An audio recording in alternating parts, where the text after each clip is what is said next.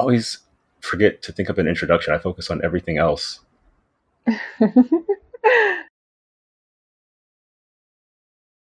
This is going to be no relation with David Brothers. Hi, my name is Alissa Sallah. I'm a cartoonist, illustrator. I've done many things in that field. My main book is a book called Weeaboo. It's my graphic novel, my debut graphic novel. It is a coming-of-age story about 3 weebs from different backgrounds who all come together because they want to cosplay together. And it basically kind of canvases their experience in leaving from adolescence into like going into early adulthood and what it means to grow up and what it means to kind of take your fantasies and your interest in like quote unquote youthful like media and how it affects your life and how reality can be different from, the fantasy. But I'm definitely working on many other things and stuff coming out soon. And I've also done some anthologies in the past. I used to do this series of anthologies called Bonfire anthologies. Basically, It was just a way for me and my friends to get together and just like put all our work together and just release it under a theme. Mm-hmm.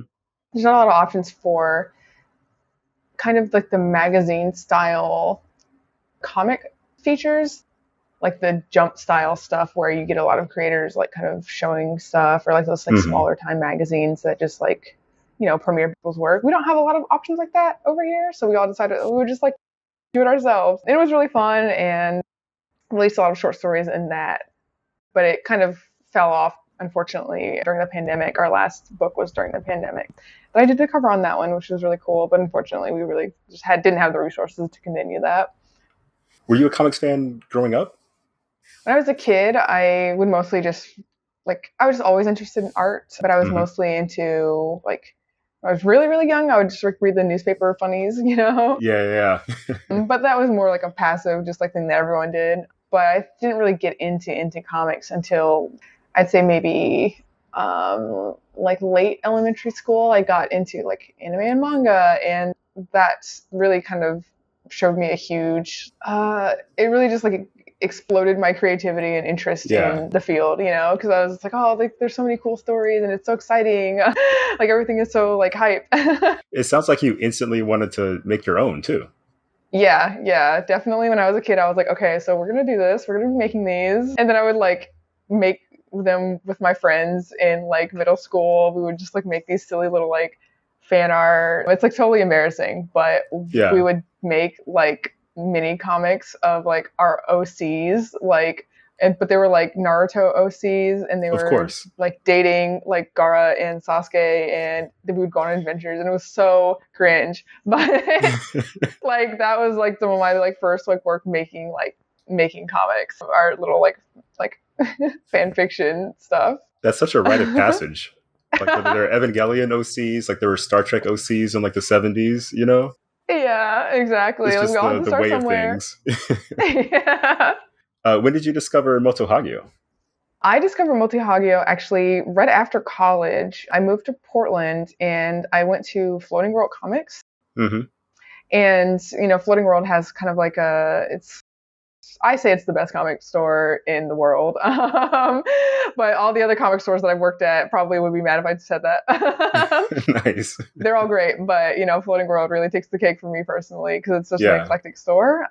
But they specifically have a big Japanese section, and then they would also have retro books, and they would keep magazines and stuff too. Mm-hmm. So while I was there, I picked up this old issue of the Comics Journal, and it was the shoujo manga issue. Oh, yeah. And I was always into shoujo manga, and this issue was beautiful. It had this really beautiful silver cover, and it's really lush, and had this Moto Hagio art on it, and I was like, oh, what is this? Yeah.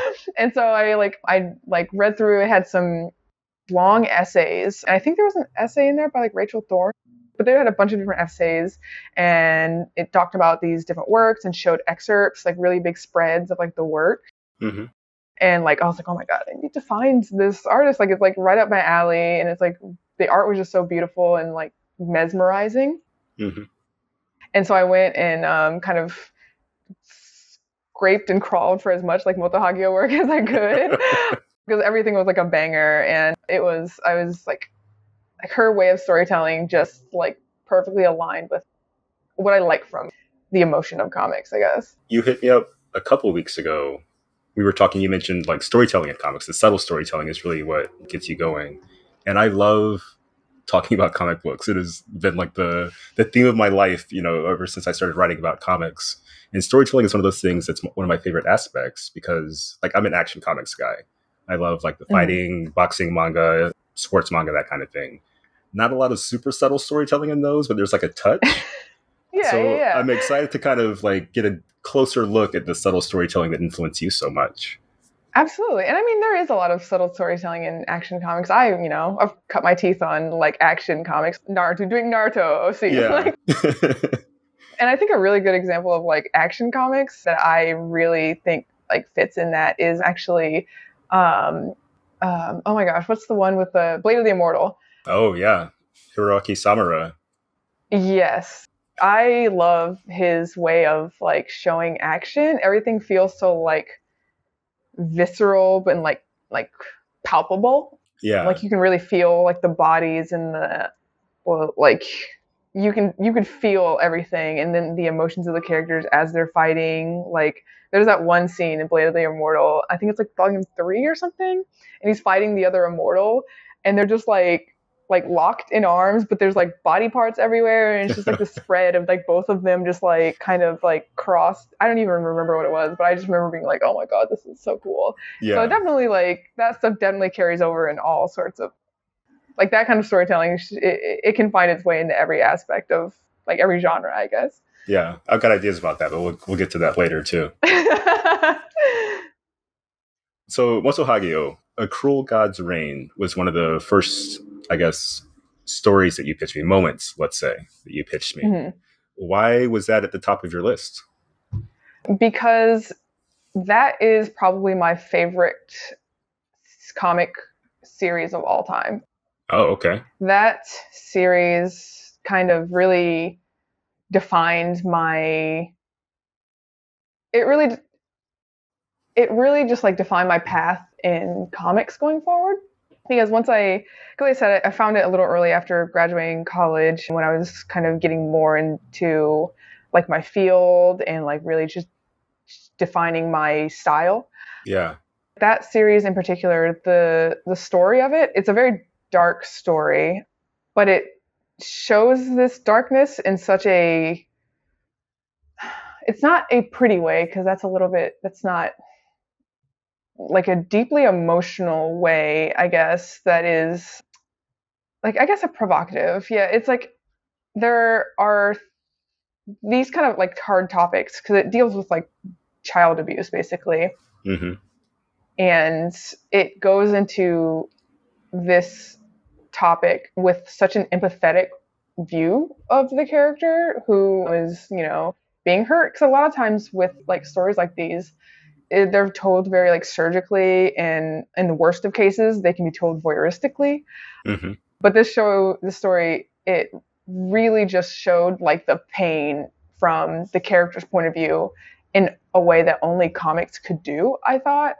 And it was just such like, it's like mesmerizing in the way that it like tells the story. You really feel like you're in this kid's head in like such a physical way. And that's why I really love this story, because I feel like, like if telling people's stories is like what I love the most out of media is mm-hmm. connecting with people. And I think that like if like that is so important to me, of just showing like the inner workings of a person or inner workings of a character. And that story really just like does it like no other. Like I've never seen anything comparable to the way that Hagio Sensei shows like the like truth of like being with some of the shots and some of the portrayals in that series and how it grows. Something that it deals with is like gaslighting. Mm-hmm. And it's like true in all the levels that it can be done, because this character in the series deals with like a long extended period of abuse because they are trying to protect someone else. And the tragedy of the story is that it's not necessarily a spoiler, because the very beginning of the story says this, is that the character who is being hurt ends up killing the person that they are trying to protect the whole time. Wow. Yeah, it's Yeah. extremely tragic, and that's only like halfway through the series. Like actually like a third of the way through the series, and it keeps going from there. But it just shows that like I think another series that kind of, or not series, another book that did a similar thing for me is like No Longer Human. Oh, yeah. It shows that how like you could be a very normal person living a very normal life, and just something could happen in your life and just set you on a completely different path of like tragedy. And like Yeah. we could all kind of end up that way, sometimes. So it's like that kind of stuff really like touches me because of like how like life works, Yeah. I guess. So talk me through this scene. We Mm-hmm. start with a character stepping out of the shower. This is in volume Yes. 2 of A Cruel God Reigns, with the current kind of 2-in-1-ish publication. Yes. I chose this scene in particular because speaking as well as how you can show emotion in comics non-literally. Mm-hmm. So basically, the main character, Jeremy, he is stepping out of the shower and just kind of like it's a very normal shower, like the routine. You wipe your hair off, you just kind of like do the steps that it takes, or like, from a shower. But he looks in the mirror and just like stares at the mirror. I think it's panel 6. Mm-hmm. He's just like staring at it because earlier on in the chapter, another character is talking about how this is like a peaceful family, and they're having a little bit of like his stepbrother is talking about that. And so he looks in the mirror and just like thinks about this like peaceful family, and he says it to himself, and you can see this like gaze that he stares in the mirror, at himself, because it's shown, as you can see, through the mirror, because like the lines in the drawing shows that this is the reflection. Mm-hmm. And so it's this like kind of this just kind of like angry moment that he takes to think, and then you just see him grip in the following panel, and then the next page like he just like slams his hands against it. And this is a really great scene because it just like builds up how like this like kind of lonely frustration that someone could have. Like we've all been there when we were just like are thinking of something like in the shower, or thinking of something in a private space, and just like it like wells up out of us, Yeah. because we're in a space where we feel like we can just let it out because we're alone. Mm-hmm.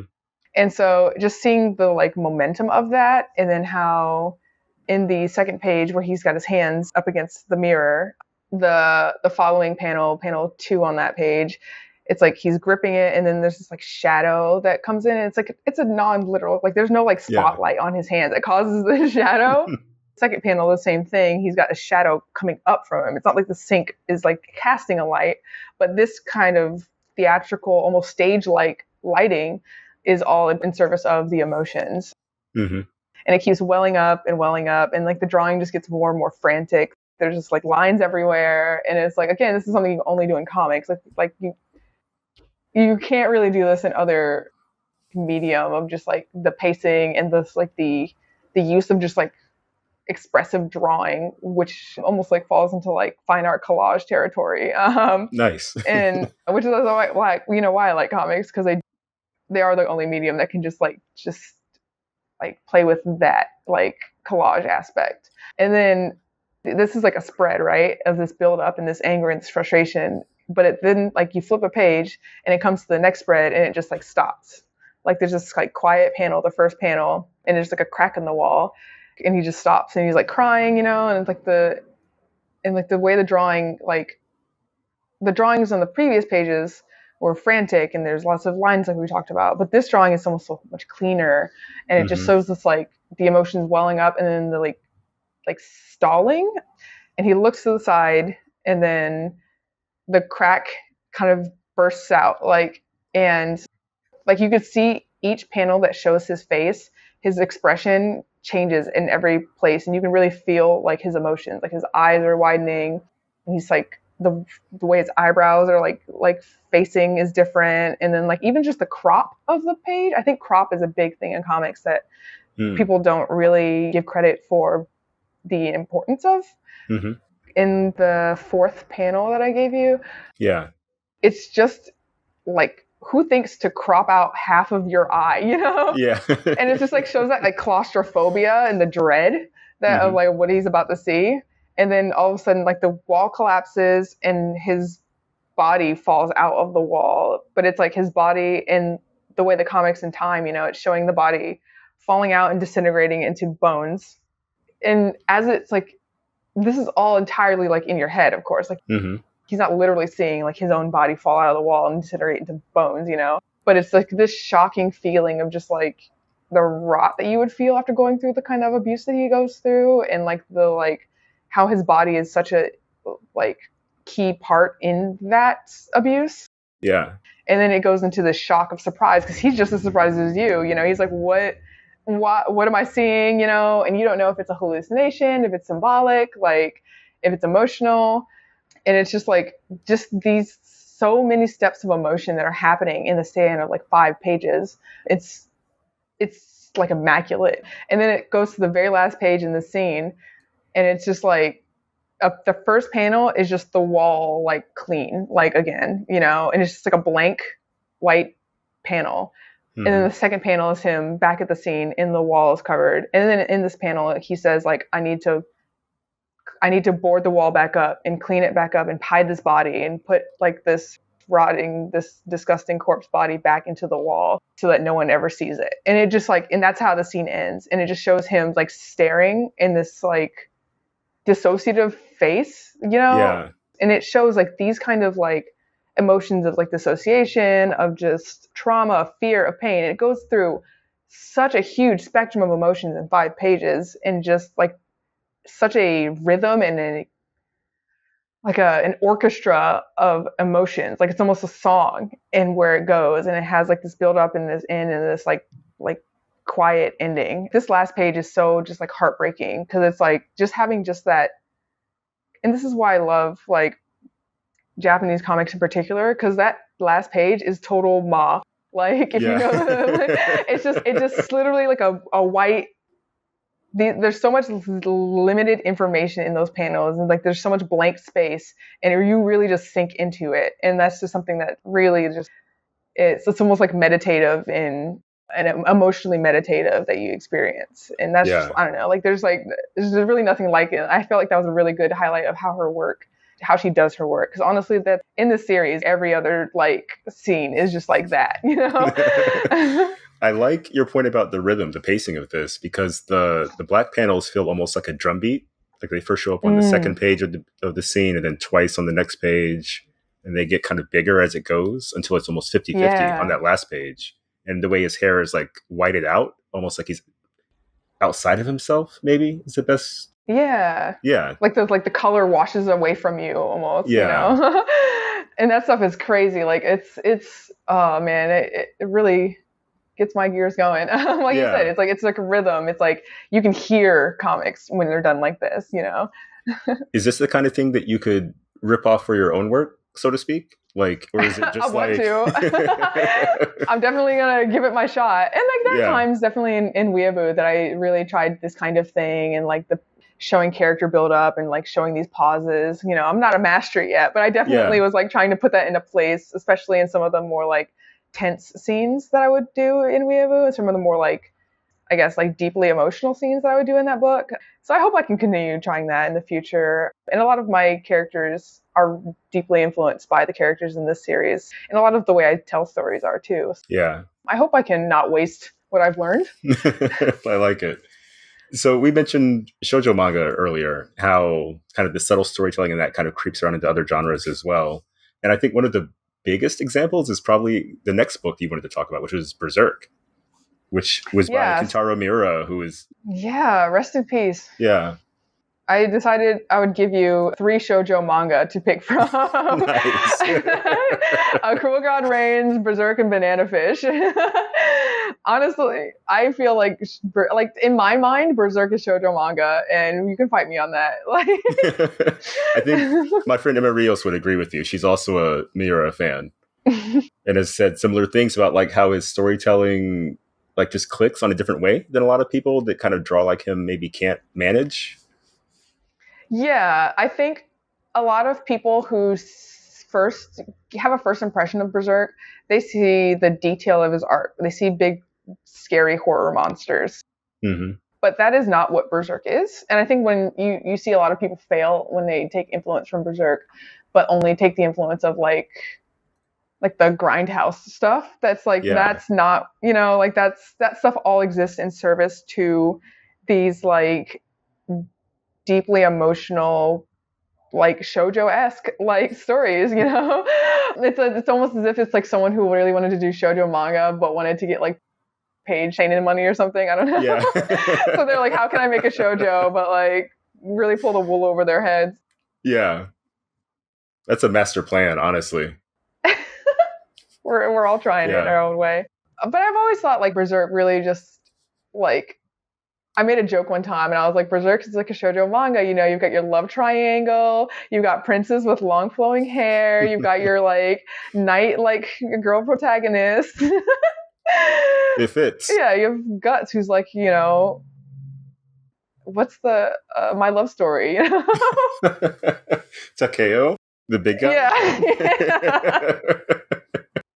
But seriously though, I think Miura really just, you can tell like the circle of influence that I think like um, the retro creators like Moto Hagio have over like Miura's work, but also like how with the three that I gave you, is like Banana Fish, Berserk, and Cruel God Reigns. They all have similar themes Mm-hmm.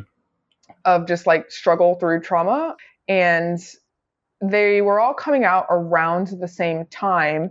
Honestly, Banana Fish is a little earlier, but you can tell Banana Fish was influenced by, the foundation that Hagio set up before it aired, and then they kind of, it's almost a weird like family of pieces that all existed and like were influenced either intentionally or not in the same sphere of like time. And like I would almost wonder like who was reading who, or like, if the creator of Banana Fish was reading like Moto Hagio's work, created Banana Fish, and then, like Miura read Banana Fish. I almost wonder like if they were all kind of seeing each other's work happening because of the proximity of the works. But I think like Miura, he can go from these like dark, violent drawings into something that is just like light and fluffy and airy and all like comedic, and like pleasant and joyful, and like he's going into fantasy, almost like getting all of the aspects of fantasy. Like, fantasy, you have like gargoyles and creepy monsters, but then you also have like fairies and cute things. you can tell he likes all of that stuff. And so he wants to show this pretty girl knight at the same time as showing this like giant sword berserker. And that's really like the way, just like having everything you want in your story.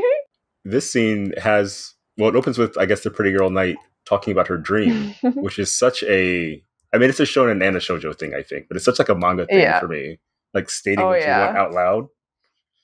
It's super beautiful because it's like, I don't know, I've always loved Casca as a character. Like she's like the like poster child for like tomboy girlfriend, and like she was, I don't know, like I always felt that she was like so cool. I was like, oh my god, I want to be just like Casca. And it was with this scene in particular, I think if you know Berserk, this is a very important scene to you because this is kind of like the big scene of Berserk when like Casca and Guts first and like reveal their feelings for each other, because it's like things have been really hard for them in this sequence because it's like, they were all kind of atomized due to the leader of the Band of the Hawk, of their leader being basically like taken away and tortured, and like they're all kind of like, oh, what do we do with ourselves now? And they're trying to rescue him, but things are like really dire, and she's been struggling for so long, and she's just now meeting Guts again after a long time of being separated from him. She's almost at this breaking point where she just wants to give up, and this scene just really just like, it pulls so much of that, just the way that manga layers scenes and like breaks panels.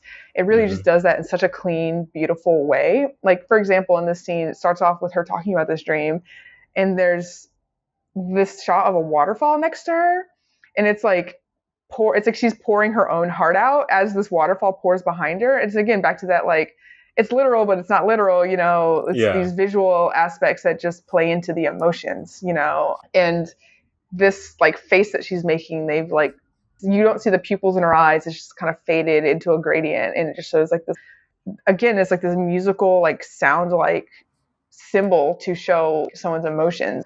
And as she's saying this, all the panels in sequence after that are all these long panels, and it just shows like she's backing up and doing all this stuff, but these kind of all feed into this waterfall aspect of it's just like falling, and it's just like everything of her emotions is just falling out, and she just can't take it anymore. Mm-hmm. And then like the last scene, it just shows it's like the water almost pouring over her from the water in the background, and like the color fades from her, and like the line work is gone, you know, like in part of her body, even the line work is fading, and it's almost like this water is cleaning away herself, you know. It's like poetry that this scene is being done in. And something I like to talk about too with like comics is this theory of like in the last, I just brought up Ma as like a concept, but like Gestalt is something that's also really important to me as like kind of leaving out information so that the viewer can put in their own information. And it's just like in the same way that they leave out the drawing on her, and like these kinds of like stylistic uses of emptiness is like so interesting to me. And just like because comics requires the interaction with the reader more, you see a lot of this use of Gestalt, and if I'm saying it right, Gestalt, whatever. I should watch more Nier Automata. Yeah. It's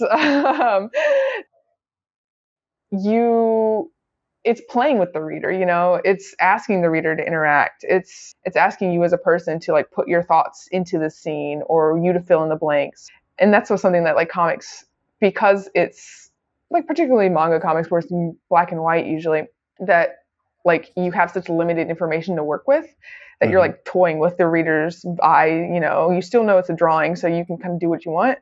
And since you're like you're manipulating in comics the reader's thoughts more than you can in like stories that are more controlled, like film or something that would often be more literal, I guess, or have more information that you are giving. And it's something that's happening really nicely in, I think, Berserk. For a story that's so detailed, Miura's best work is when he drops the detail, you know? Yeah. When he drops the information, you're like, oh no, like time to wake up and pay attention. The contrast is so good. Yes. And they're just like, again, like this musical beat, it's the following page. She just like falls. This camera zooms out and you can just see her like, she like can't even look anymore. She's almost making this like funny face, like she's like kind of laughing, like, like, all right, take off, man. Like, and then she just like lets herself fall off the cliff. And it's just like such a like pleasant scene because like then he saves her. And then again, that like the bottom drops off. Like there's so much use of push and pull in this scene. And when he pulls her up and then they get into this argument, it's again, it's like this back and forth throughout the scene that they go from like one emotion to another, to frustration, to anger, to care. And you can just see as the scene goes, how much more they care about each other in this desperation. And it finally like it's almost as if the water, like the swelling of this loud water stops at the end. And then they like have this quiet moment together, and then like everything drops off, and then like the kind of like historic like kissing that happens between them. It just this very like everything has been so ungridded before, but then it goes back into this like grid of 6 panels, very equal, 1 1 1 1 1, and then it just shows like moment, and then again, Gestalt isn't like just about the emptiness of the scene, the drawing, but about the emptiness between panels that you fill in the blanks too. And this, it can be like a long distance of like you're filling in the blanks of like an action and then a very different action that you're connecting and you fill in yourself. But this is like a great way that comics plays with like the timing of these actions, how much it wants to force you to take, because then it like shows them in this like soft like moment, like right before they're going to kiss, and each moment is like framed out now. It slows down because of this, because you're showing more information. You're forced to like slow down with it and like take each scene, and then like each kind of step of their emotional journey in the span of like what it couldn't have been like more than a few seconds, that they look up to each other and they back off and then they look up to each other and like make the moment and then they kiss, and then it's like all of a sudden like the sound comes back again and that waterfall is like just pouring down right before them, and like like the line work is gone, it's all tone, and it's just like, oh man, it's just like, again, like this like orchestra of sound and like, visuals and like contrast, these like subtle little things, but also these big emotions that are just like bouncing back and forth. And it's like just like the drawing that just is happening here is like, this is like the drawing that I think is immaculate about Berserk, not how many lines he's using to draw a monster's hair or whatever. It's about like, it's the character's expressions and like the subtlety, and Miura, you can tell he sees people and he sees how they see each other in these drawings. And that's like, I don't know, that's what makes him a master to me. Yeah, the panel stuff on these 6 panels on the last page of the scene is pretty great, because you can tell as a reader that they weren't intending to kiss each other, even though there's no words. There's like a dialogue balloon of an ellipsis, which just means, they're both waiting and thinking. But just the acting, the positions chosen, like this is really some only in comics kind of thing. Yeah. Like you can do the will they won't they kiss in live action, like, and it's cute, but like the pacing and focus, I think, is something that comics is unbeatable, like completely unmatched. Yeah, it's just that control of your focus that really just like, it's like you are an audience to this now. Like, yeah. I like that you referred to it as the sound coming back. Do you usually refer to like background stuff as sound? Is that kind of how you see it? I think of like narrative and pacing as sound a lot. When I'm creating my own stuff too, I always I listen to a lot of music while I like draw and stuff like that, like as most people do, I'm sure. But it's that music is great at, it's just like raw pacing and rhythm and like timing. And so it's a great way to feed your own work and to like pull into the, like, how can I translate the raw feeling that I'm getting from this music into making my work better, like my visual work better.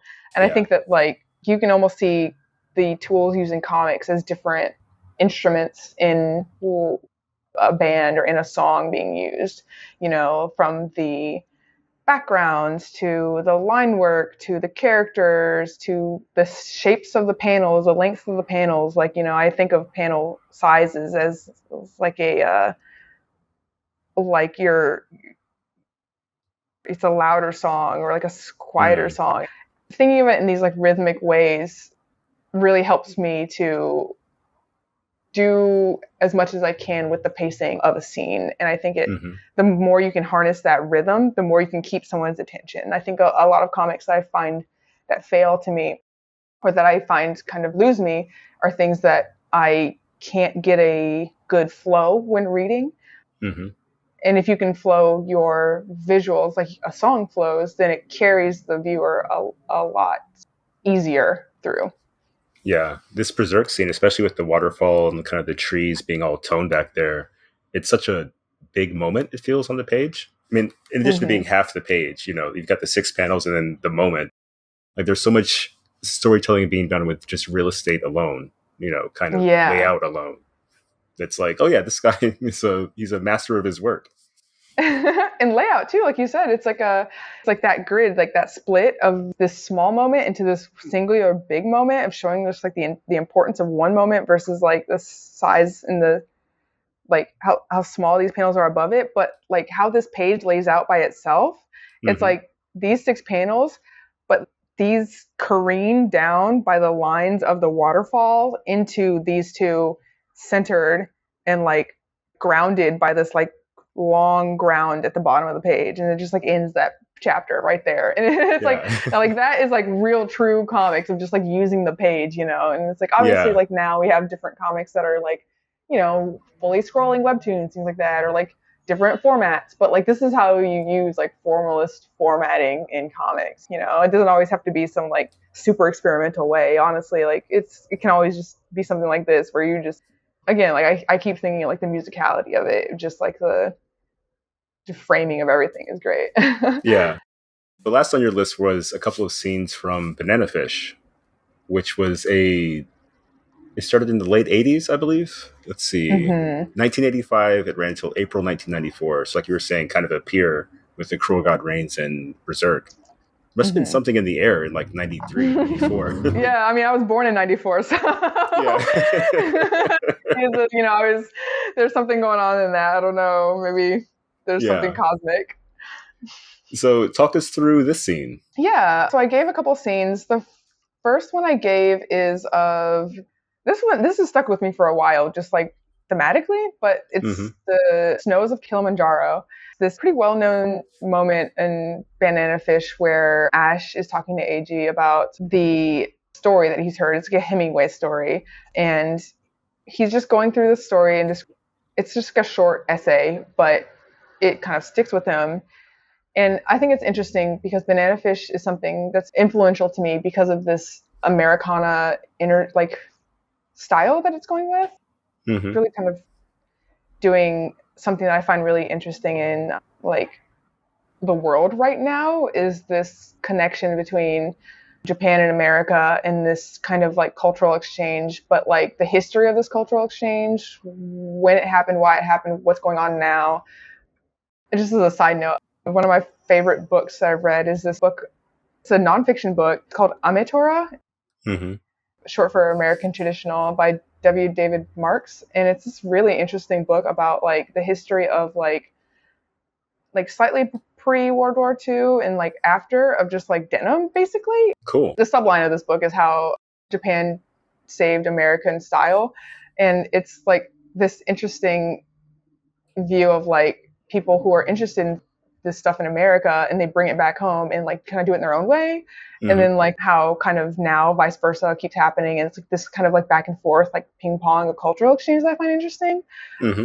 You know, went from like jeans and like Levi's from like workwear in like the early like 1910s and shit to like hip hop, you know, streetwear now. And it's like really interesting to me. And I think Banana Fish is one of those things that kind of fall into that vein that really piques my curiosity of, you know, uh, this story of this character coming from Japan and experiencing this deeply American experience.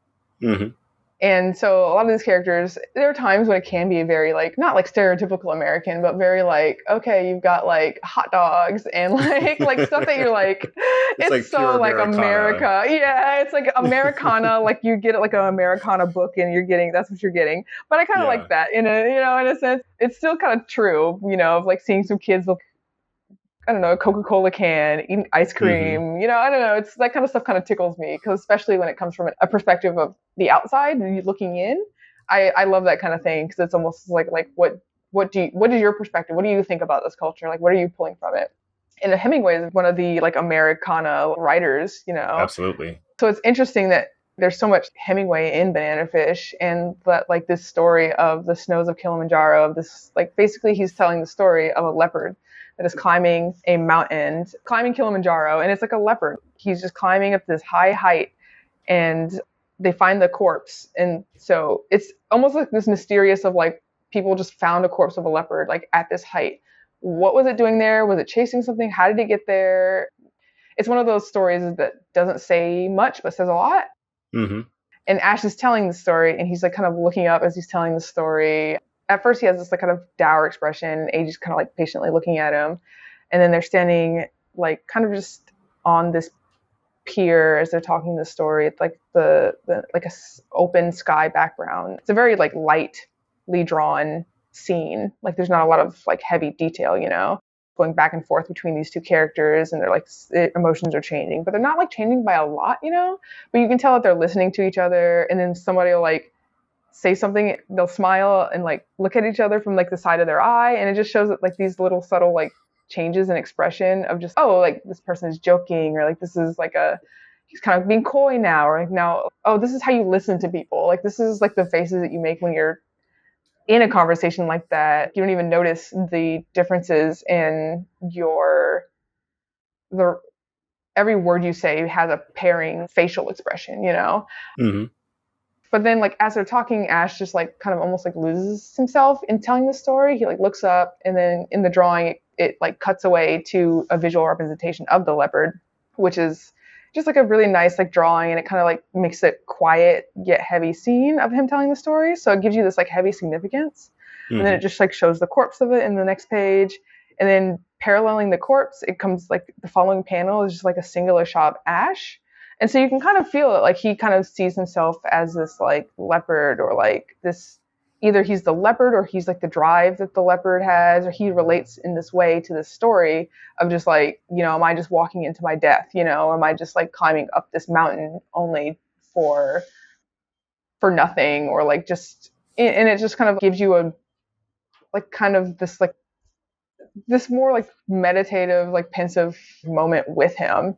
And then it cuts down to like the last panel on that shot is just like Eiji kind of staring at Ash. He's like, but his face now, he's staring at him with a more like, it's not quite shock, but it's like a serious, like he's almost going to ask him something, but he can't bring himself to it.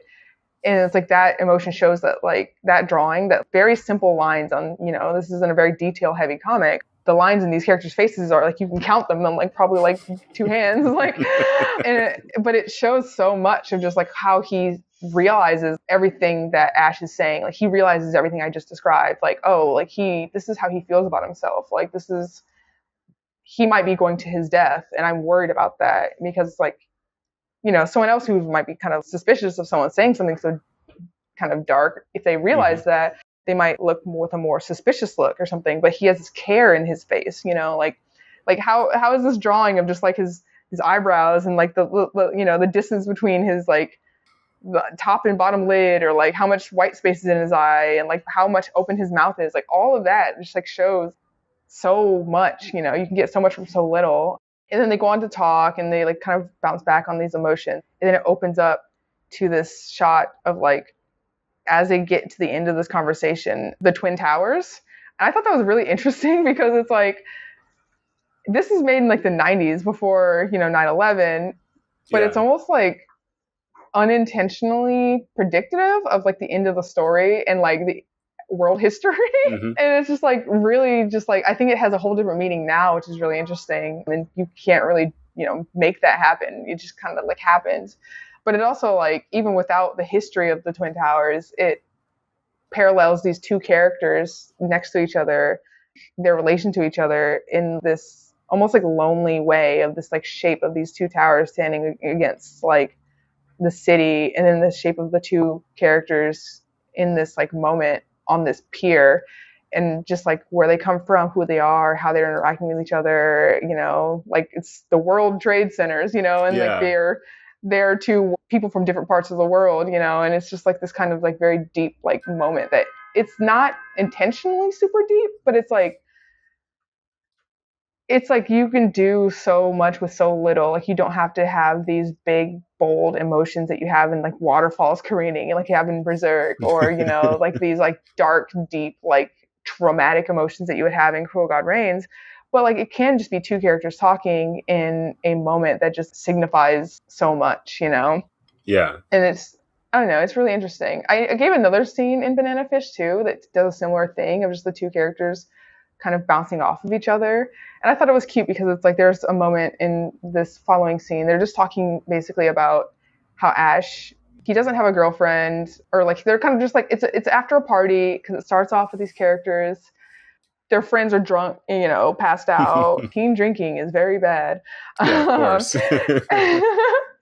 And it just shows them being the only people in that room. And we've all had that moment where everyone's passed out in a room after a party, and you're talking to like one other person or like a couple other people as like the night has settled. You're all kind of still riding those like emotions or that energy. Well, you may not have, David, but like no, I have. You probably. I don't want to speak for everyone. Yeah. But then it's like everything is settling, and you're kind of like returning back to like a baseline, but there's still that little bit of like vulnerability that you have like post a little party. And it's just like this warmth that like I feel like some of my favorite moments in my life has been these kinds of moments where you just have this like warmth after like a loud kind of great time, and this quiet warmth that settles after, because it's like everyone's opened up and everyone's like been vulnerable in like a more like almost like funny way, because it's like if you're partying, it's more like you're vulnerable, but like in a not like emotionally vulnerable. It's not a like scary vulnerable, but it's more intimate at the end of the night, I think. Exactly. And so it's like showing this like kind of intimate scene that's very like normal and very human, and like I want to say it's very like American, but it's like a very global thing that we all like kind of, I'm sure everyone's had these kind of, no matter where you are, you have these like like a moment like this, just two people like talking to each other after like a rage or whatever, but they're just sitting there and it's very calm, and it's like it it's a lot more dense of a sequence. Like there's a lot more background drawing and panels and like characters kind of doing things, but it also shows like these cute little moments of like a chibi, like there's a panel at the end of, like, I thought it was a really good moment at the end of, I think it's page 86. Oh yeah. AG does this like kind of funny, goofy face. And he's like, "You're dating someone. Oh, you're at 14. Oh, well, how far did you go? You're like making fun of your friend for like their first like girlfriend or whatever." And then he just stops at like and says like, "She died before we could do anything." And then the following panel is like him like, "Oh, like whoa, like I don't know if like it's almost like if you're playing like." If you're having a conversation like that and then someone drops something real serious, like all of a sudden your demeanor changes. You're like, whoa, okay, this is like I didn't expect. I thought we were gonna, yeah. Like I was expecting us to keep laughing and joking, but then like it got really serious really fast. So he's kind of shocked. But it also like I like this little scene too because it's like something else that comics can only do is like this chibi style like face of these like goofy, like extremely non-literal expressions of just like his mouth is like a long weird banana shape and his eyes are just like doing this like similar weird banana shape and he's like laughing, but we all know that he's kind of like, hey man, like I can't make that face in my like I cannot make that face, like no one can. Yeah. But it goes from this like extremely like emotionally drawn face to a very more realistic face, and then he like tells the story as AG kind of, he's like, okay, now I'm sitting and now I'm listening to my friend talk. Like, okay, joke's over. Like, we're here now together. Like, we're having this moment. Mm-hmm. And then just like beat by beat, like this is such a great like moment of just like people talking to each other. And then there's this moment where like Ash just drops out. He just says like, I couldn't save her as he's talking. And like his face seems very like, he's not like super sad. Like, he's not crying. His eyes aren't like, I couldn't save her. No, he's just like just staring at the ground, like he's telling a sad story, like, but that's all in the past. But like you can see the weight of it by the tone, the hatching behind him. Mm-hmm. It's just like this cloud, like dark cloud of hatching that like spotlights him around it. And it just, that's the only toning that's happening in this whole page. And honestly, in the pages leading up to that, it's just this, all of a sudden she drops in this tone onto this shot to tell you so much about the inner workings of a character whose face is like kind of cold. Yeah. And then he just goes back to smiling, and but like because like I don't know if you've known the kind of person, but I've known people who've like they tell something really dark and then they just bounce back like this just is what it is. When you've gone through things like that, you tell the story and then you understand how another person might take that story. Mm-hmm. So you almost like smile or say something, a joke, to pull the energy back, and that's just a very mature kind of emotional behavior that you're seeing in a comic, like you're seeing in like a span of a couple panels of interaction, and that kind of stuff is so like heartfelt and real. And I think that again, like you don't need these like giant bold emotions to show something so like so true to the human existence, Yeah. It's mature, but it's kind of poking fun at the same time. Mm-hmm. Because it feels like a genuine, and this is just my reading on this scene, it feels like a genuine admission, but it's one he's doing to kind of throw the conversation off the track that it's on. It's getting uncomfortable for him. Yeah. Almost like you throw a rock and it's to change the subject, Yeah. No, exactly. Yeah, totally. And especially with that kind of character, you can totally see him like, okay, he's like, all right, this is like going too far. I don't want to unpack too much. I have to keep my walls up to protect myself, Yeah. Like even sharing, there's limits to that kind of thing, to the vulnerability. Mm-hmm. Yeah, these are good. I see why I think Banana Fish came back. Let's say it was out of print for a long time, and then there's like a big reprint project. It was like a big deal, and I totally see why it was such a big deal because these are some amazing comics. Yeah, they're great. Like the anime really popularized it coming back, but like the anime is great, and it's really interesting that they modernize it too. It's mm-hmm. sad and interesting because it's like they modernized it to be set in our current like day, but they leave everything the same except from instead of saying it's one war, instead of saying it's like Vietnam, they're saying it's like, or it's like Korean War. I can't remember which it is in Banana Fish, but then it's just like the war in Iraq. Like it's like it's so sad that what has changed, you know. Yeah. But I think a lot of people relate to Banana Fish, and it's this really interesting story that like it deals with like kind of this trauma from a really human perspective, but it also deals with this like kind of multicultural interaction that I mentioned before, and it's interesting of like kind of having someone who comes from like AG, he's like this college kid from a very peaceful, like relatively peaceful country, and he's you know grown up kind of somewhat privileged, you know, he's like a pole vaulter, he did sports, he's like a photographer, he's very chill, like he's like I have you know no problems with life, like some things were hard, but like you know it's he goes into this like deeply American kind of place of just like gang violence and like abuse and like giant rich like power conglomerates like controlling the world and like mafias. It's like always got this empathy for this character, and he's like this guy, like he's going through so much and I care so much, and it's just I don't know that there's just so much beauty and so much like relevance to that kind of story of just like you know I feel like it's easy to be a sucker for like when two people from different places come together and like Yeah. I don't know, But it is beautiful. uh-huh. Like I love buddy comedies. Like that's one of my favorite movie genres, and it's just basically it's friendship the movie, where it's two people hanging out and getting things done while the world is up against them. And Yeah. things like this is almost like it's creating that friendship. Like you get to see it grow instead of seeing Yeah. the you know where we've been friends for a long time, like in an action movie or something. Totally. Yeah, it's great. How do you call this subtle storytelling? How do you think of this kind of thing in your head? These little moments. These ones, I would say like each of these scenes don't really progress, like other than Berserk to an extent, but Berserk almost barely. They don't progress the plot in a sense, you know? These are scenes that progress the emotional arc of the characters. Like Jeremy having a breakdown in his bathroom is not something that is going to set something in motion, you know? But it's part of the